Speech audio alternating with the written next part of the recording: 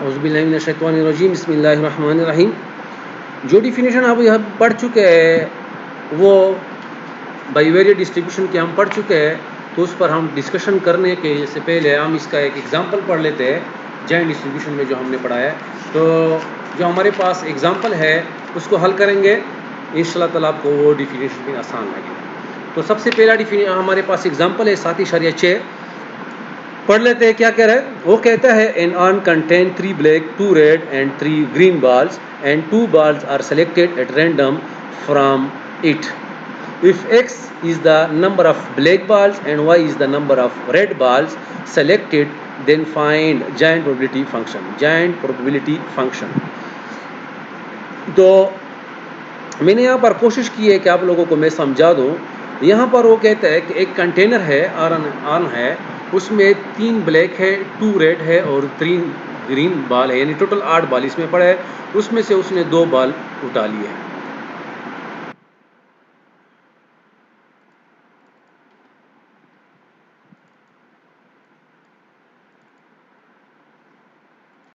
बाल उठाने के बाद वो आपसे पूछ रहा है कि let X is the number of black ball. X हमारे पास रैंडम वेरिएबल एक्स के लिए शो करता है, वाई जो है दूसरा रैंडम वेरिएबल है जो रेड बाल के लिए इस्तेमाल हो रहा है। तो आपसे पूछ रहे हैं कि इसके लिए आप जॉइंट डिस्ट्रीब्यूशन बना ले। तो अब आपने जो रैंडम वेरिएबल सेलेक्ट करने होंगे तो बड़े एहतियात के साथ करने होंगे। क्यों? क्योंकि इसकी तादाद 2 से ज़्यादा नहीं होनी चाहिए। इन दोनों को मिलाने के बाद 2 होनी चाहिए। हाँ, 2 से कम हो सकते हैं। क्या मतलब है? x और y मैंने यहाँ पर लिख लिया है।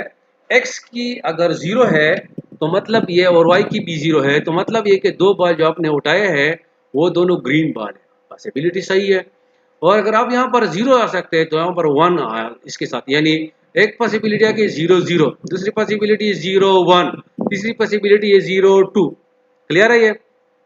सिमिलरली इसके लिए भी 0 1 0 0 और 0 2। तो 0 0 एक दफा गया तो दोबारा हम नहीं लिखते। तो देखिए एक पॉसिबिलिटी आ जाएगी 0 0। 0 0 का मतलब ये है कि ब्लैक बॉल भी 0 है और रेड बॉल भी 0 है। 0 1 का मतलब है कि ब्लैक 0 है, रेड 1 है, ऑटोमेटिकली एक जो होगा वो ग्रीन होगा। 1 0 का मतलब है कि 1 ब्लैक है और 0 रेड है। 1 1 का मतलब है कि 1 ब्लैक है 1 रेड है। तो ये पॉसिबिलिटी भी सही है। 2 0 2, 0 ब्लैक है रेड 2 है, यहाँ पर 2 ब्लैक है 2 0 है। क्लियर है ये? तो इसको भी देख ले। 0 0 का मतलब है कि 0 ब्लैक है 0 रेड है। क्या मतलब है कि दोनों को दोनों ग्रीन बाल है। तो इस तरह अपने रैंडम वेरिएबल की वैल्यू सेलेक्ट करने के लिए थोड़ा सा सोचना होगा। प्रोबेबिलिटी में हर एक चीज सोचने वाली चीज है। तो जॉइंट डिस्ट्रीब्यूशन के लिए हम फिर ग्राफ का सहारा लेंगे। ये आपको दिखाई देगा यहाँ पर। उसने नेक्स्ट पेज पर ये बनाया है, ये चीज हमने बनानी है। तो देखिए 0 और 0, अगर x भी 0 है और y भी 0 है तो इसके कितने चांसेस है? अगर x 0 है और y जो है वो 1 है तो इसके कितने चांसेस है? अगर x 0 है और y 2 है, यानी दोनों के दोनों बाल जो किसी ने मर्तबान से लिए हुए है वो दोनों रेड है तो इसके कितने चांसेस है?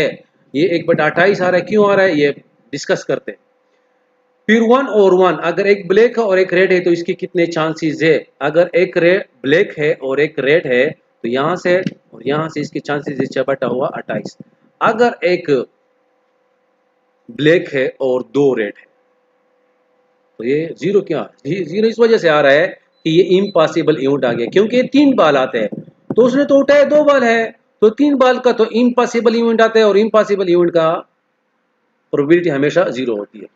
देखिए 2 0, 2 और 1 भी 0 आ जाएगा, 2 और 2 भी 0, क्योंकि 2 बाल और 2 बाल 4 बाल तो नहीं उसने उठाया ना, उसने तो 2 बाल उठाया। तो इसको हम कहते हैं इम्पॉसिबल इवेंट, और इम्पॉसिबल इवेंट की प्रोबेबिलिटी हमेशा 0 आती है।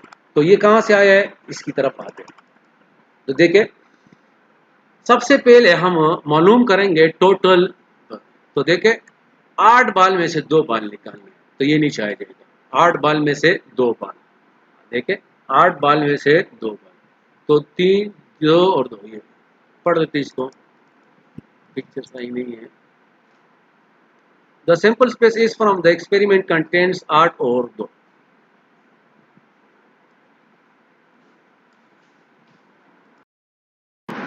तो 0 0 का मतलब है कि उधर बंद करेगा, दरवाजे उधर बंद करा। 0 0 का मतलब है कि 2 0 ब्लैक और 0 रेड आ गया, दरमियान में स्टूडेंट आ गया डीएमसी लेने के लिए। तो सबसे पहले हम टोटल प्रोबेबिलिटी, तो टोटल प्रोबेबिलिटी 8 में से 2 निकाल लेते, इसको कॉम्बिनेशन के फार्मूले से हल करते हैं तो यह आ जाएगा 28। तो नीचे का पोर्शन तो हमें पता चल गया, ये आ गया 28। उसके बाद ऊपर वाला sample space the possible values of X are the, ये तो हमने डिस्कस कर लिया, ये यहाँ तक कर लिया। नाउ एफ ऑफ 0 0, तो एफ ऑफ 0 0 लिख ले या probability of X equal to 0 लिख ले, ये भी हमने चैप्टर के स्टार्ट में पढ़ा था कि असल में ये फंक्शन है और ये प्रोबेबिलिटी है, तो इन दोनों को कंबाइन करते हुए असल में इक्वल आते हैं। तो ये भी लिखा है कि एक्स जो है ब्लैक बॉल के लिए, वाई जो है वो रेड बॉल के लिए, ये चीज़ें उसने लिखी है। और ये खूबसूरत तरीके से डिफाइन किया है, represent that the they neither black not red ball is selected, so the both selected ball are green ball. ये मैंने आपको बता दिया है कि 0 0 का मतलब ये this event therefore contents. देखे अब देखे ये हमारे पास आंसर आ रहा है, ये ऊपर वाला पोर्शन आ रहा है। तो देखे 3 हमारे पास ब्लैक है, 2 रेड है और 3 ग्रीन है। तो यहाँ पर भी एफ ऑफ 0 0 की कीमत, तो यहाँ पर भी 0, यहाँ पर भी 0, और ऑटोमेटिकली यहाँ पर 2 बाल तो वो ले रहा है, 2 बाल तो वो उठा रहा है। तो ऊपर 8 बाल आ गए, नीचे 2 बाल आ गए, तो इसको जब हम हल करते हैं ये 1 और इसे आ जाएगा 3, तो ये आ जाएगा 3, तो ऊपर चला जाएगा 3, probability of F of 0 0, probability of X equal to 0 Y equal to 0 3 आ जाएगा, और ये नीचे आ जाएगा टोटल प्रोबेबिलिटी। अब आते हैं एफ ऑफ 0 1, तो 0 ब्लैक है, तो ब्लैक के ये जो पहला पोर्शन ये ब्लैक के लिए है, ये दूसरा पोर्शन जो है ये रेड के लिए है, ये तीसरा पोर्शन जो है ये किसके लिए, ये हमारे पास है ग्रीन बाल के लिए। तो देखिए 0 1, अब 0 1 का मतलब ये है कि नार इज ब्लैक, ब्लैक नहीं है तो 0, 1 इज रेड तो यहाँ पर 1, या 1 इज ग्रीन तो यहाँ पर 1। अब इसको हल करेंगे तो इसे आ जाएगा 2, इसे आ जाएगा 3, 3 दूने 6, और इसे आते हैं 1, तो 6 और नीचे 28, ये तो टोटल प्रोबेबिलिटी, ये जो है सैंपल स्पेस, ये टोटल सैंपल स्पेस है। तो इवेंट ए की प्रोबेबिलिटी है, और ये number of A divide by number of S, probability of A equal to number of A divide by number of S का फॉर्मूला अप्लाई करना है, वही फॉर्मूला। तो एफ ऑफ 1 1, तो यहाँ पर अब देखे एक ब्लैक बॉल आ गया, एक रेड आ गया, तो ऑटोमेटिकली ग्रीन बॉल जो हो गया वो 0 हो गया, तो 0 आ गया है। दोबारा देख लेते, एफ ऑफ 1 1 क्या मतलब है कि probability of X equal to 1 and Y equal to 1, तो क्या मतलब है 1 इज ब्लैक, 2 बॉल हमने उठाने हैं, तो इसके क्या चांसेस है कि ब्लैक होगा, तो एक ब्लैक के कितने चांसेस है और एक वाइट के कितने चांसेस है, और ये तीनों 0 आ जाएगा। तीनों 0 का मतलब है कि इसमें ग्रीन चांसेस नहीं है, क्योंकि एक ब्लैक आ गया और एक रेड आ गया। 8 में से 2 हमने कैलकुलेट किए, तो इसकी आ रहा है सैंपल स्पेस की वैल्यू आ रही है, ये फेवरेबल के लिए, ये टोटल पॉसिबल आउटकम है और ये फेवरेबल है। तो 3 में से एक, यानी ब्लैक में से एक और रेड में से एक और दो, तो ये से आ जाएगा 3, इसे आ जाएगा 2, इसे आ जाएगा 1, तो 3 दूनी 6 6 बटा 28।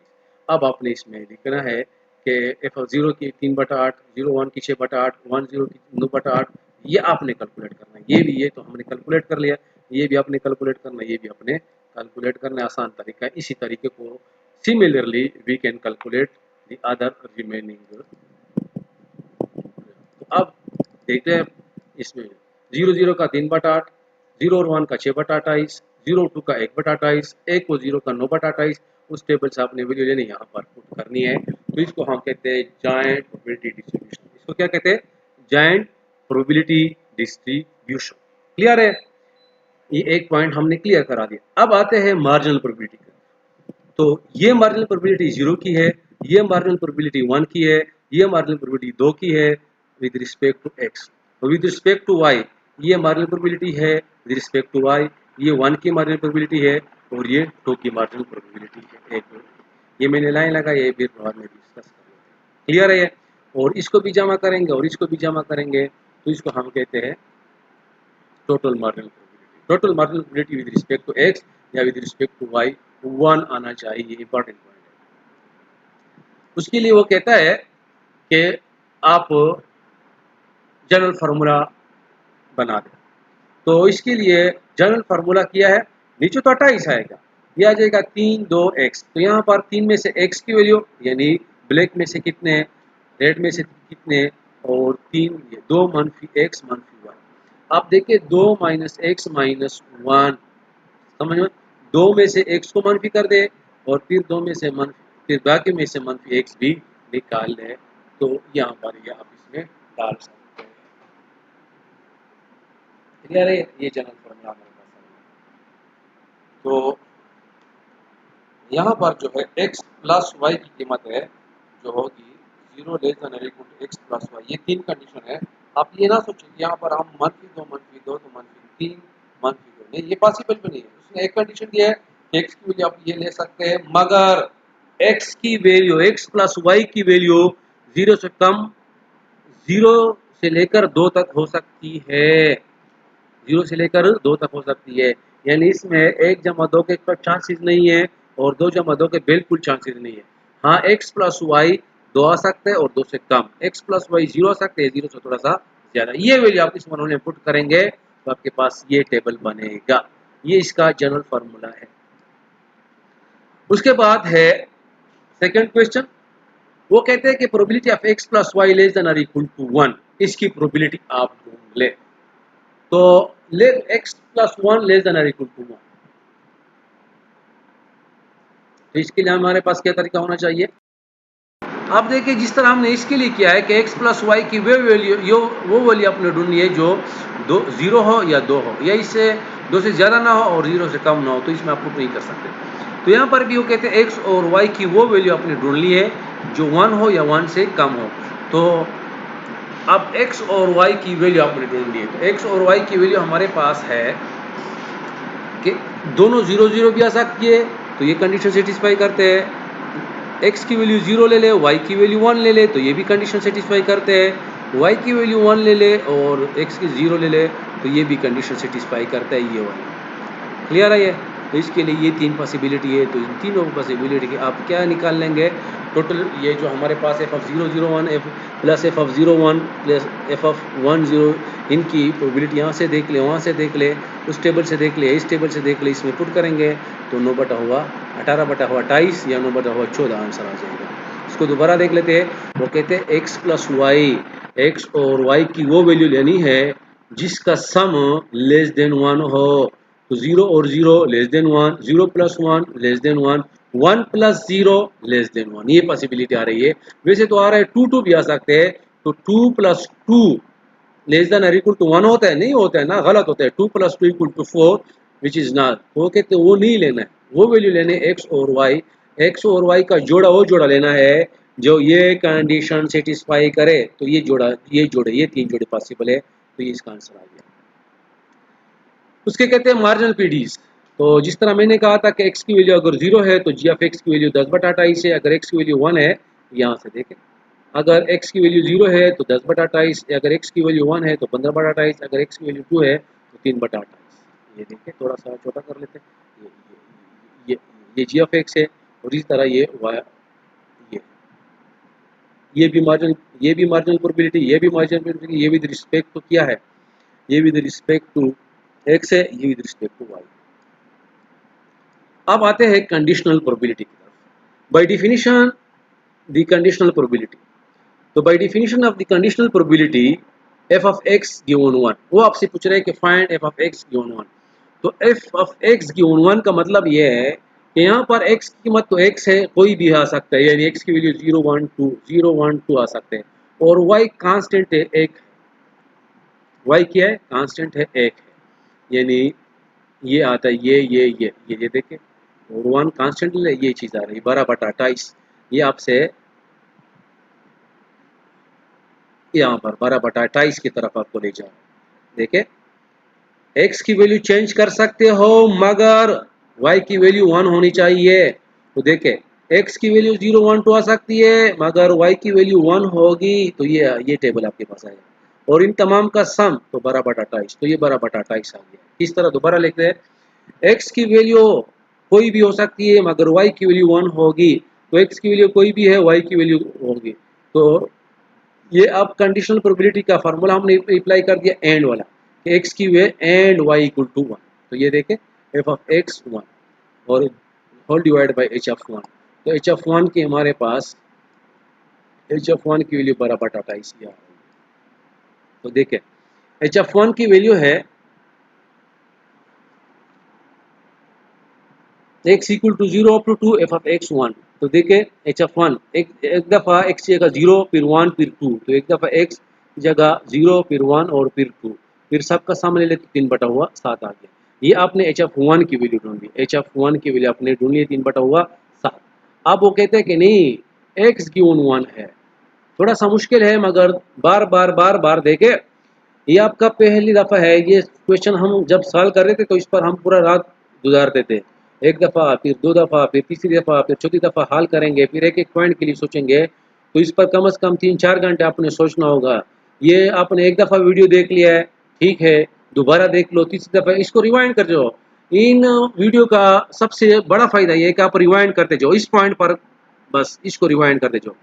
ये तो हमने एच एफ वन की वैल्यू ढूंढ ली है, ये फार्मूला आ गया हमारे पास। तो अब एफ ऑफ एक्स वन और एक्स का वन और एच एफ वन, इसकी कीमत 3/7 आ गई है। तो ये इसके नीचे आ जाएगा 3/7, या ऊपर चला जाएगा 7/3 आ जाएगा। देखिए ये 3/7 था, आ जाएगा 7/3। और फिर एफ ऑफ एक्स का वन की वैल्यू हमने अब एक जगह 0 पुट करेंगे, फिर 1 पुट करेंगे, फिर 2 पुट करेंगे। तो एक दफ़ा 0 पुट करें, फिर 1 फिर 2 और फिर तो एफ ऑफ 0 गिवन 1, ये देखिए एफ ऑफ 0 गिवन 1, तो हमारे पास आ जाएगा F of 0 1 0 comma 1 divide by H F one. तो एच एफ वन की कीमत है, नीचे आ जाएगा 3/7, जब ऊपर आएगा तो 7/3 आ जाएगा। इसका रेसिप्रोकल आपने लेना है 7/3। तो एफ ऑफ 0, तो देखिए एफ ऑफ 0 1, तो एफ ऑफ 0 1 एफ ऑफ 0 1 0 1 6/28, यहाँ पर 6/28, तो 7/3 यहाँ से आ रहा है, यहाँ से आ रहा है 6/28 को हल करेंगे तो 1/2 आ जाएगा। इसको मजीद करते इसी तरह एफ ऑफ 0 2 0 ना सॉरी 1 1 एफ ऑफ 1 1, तो यहाँ आ जाएगा एफ ऑफ 1 का 1 ये, तो ये तो 7/3 है और 1 1 की कीमत हमारे पास 6/28, तो 6/28 ये भी था वो भी था, फिर भी 1/2 आता है। फिर आता है 2 1, तो 2 1 की कीमत हमारे पास 0 आ रही है, तो इसकी वैल्यू आ जाएगी 0। नेक्स्ट पेज पर जाते हैं तो आपको दिखा, ये देखें ये आ गया 1/2 और ये आ जाएगा 0। तो इसको आप जब बार बार करेंगे तो इसका आपको समझ, तो देखें इसका टेबल आ जाएगा कि x की वैल्यू 0 1 2 है और F of x one x given 1 की वैल्यू 1/2 और 0 आ जाएगा। फाइनली वो आपसे पूछ रहे हैं कि x0 y1 एफ ऑफ 0 1 की वैल्यू फाइंड करें। तो आसान सी बात है कि x की अगर 0 है और y की वैल्यू 1 है, या इस तरह आप लिख लेंगे, तो ये चीज़ यहाँ पर उसने लिखी, यहाँ पर डायरेक्ट उसने यहाँ से ले लिया है, यहाँ पर हल करने की ज़रूरत नहीं है क्योंकि हमने बार बार ये चीज़ें पढ़ी हुई है। उसके बाद छठा क्वेश्चन ये है कि show that find show show और प्रूव और disprove that X Y are independent or not. वो कह रहे हैं कि शो करे कि एक्स वाई आपस में इंडिपेंडेंट है कि नहीं है। तो यहाँ पर आप उसने स्पेसिफिक एग्जांपल लिया है एफ ऑफ 0 1, तो आप यहाँ पर एफ ऑफ 1 1 एफ ऑफ 2 1 सब ले सकते हो। समझ मारी बात, यहाँ पर आप एफ ऑफ 1 भी ले सकते हो, जो भी आपकी मर्जी है, ज़रूरी नहीं है। मगर यहाँ पर एक्स की जो वैल्यू होगी यहाँ पर भी होगी, यहाँ पर जो वाई की वैल्यू होगी यहाँ पर भी वाई होगी। तो उसने एक पॉइंट के लिए यहाँ पर लिया है कि एफ ऑफ 0 1, तो हमें चाहिए जी ऑफ 0 और एच ऑफ 1। तो जी ऑफ 0 की कीमत हमारे पास 10/28 आ रही है और एच ऑफ 1 की कीमत हमारे पास आ रही है 12/28 12/28 आ रही है। दोबारा देख लेते, एफ ऑफ 0 1 जी ऑफ 0 की कीमत है 10/28 और एच ऑफ 1 10/28, ये देखिए 10/28 एफ ऑफ 0, क्लियर है। और दूसरा क्या था, ये एफ ऑफ 0 की कीमत जी ऑफ 0 की कीमत है 10/28 और एच ऑफ 1 की है 12/28।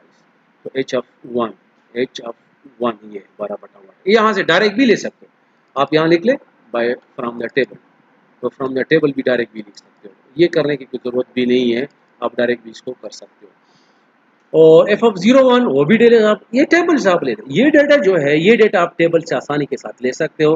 तो टेबल से लेने के बाद यहाँ पर पुट कर सकते हो। मैंने कहा जरूरी नहीं हो कि यहाँ पर 0 1 हो, 1 1 भी ले सकते हो, 1 0 भी ले सकते हो, जो भी आपकी मर्जी होगी। तो जॉइंट डिस्ट्रीब्यूशन फंक्शन जो टेबल है उससे आप वैल्यू लेते जाओ, यहाँ पर तो कभी भी ये वैल्यू आपस में बराबर नहीं होगी। जब ये कंडीशन सेटिस्फाई नहीं हो रहा है, ये condition F of X Y equal to G of X H of Y if and only if X and Y are independent. तो यहाँ पर एक्स की वैल्यू 0 1 2, वाई की वैल्यू 0 1 2, तो ख्याल ये 1 लिया है तो यहाँ पर भी 1 लेना है, यहाँ पर 0 है तो यहाँ पर भी 0, अगर यहाँ पर 2 है तो यहाँ पर भी 2, इसका ख्याल रखना है। बाकी जो भी वैल्यू आप इसमें डालेंगे ये कभी भी इक्वल नहीं आएगा। जब इक्वल नहीं होगा तो condition is not satisfied, so we can say that X and Y are not independent. Okay, अल्लाह हाफिज़।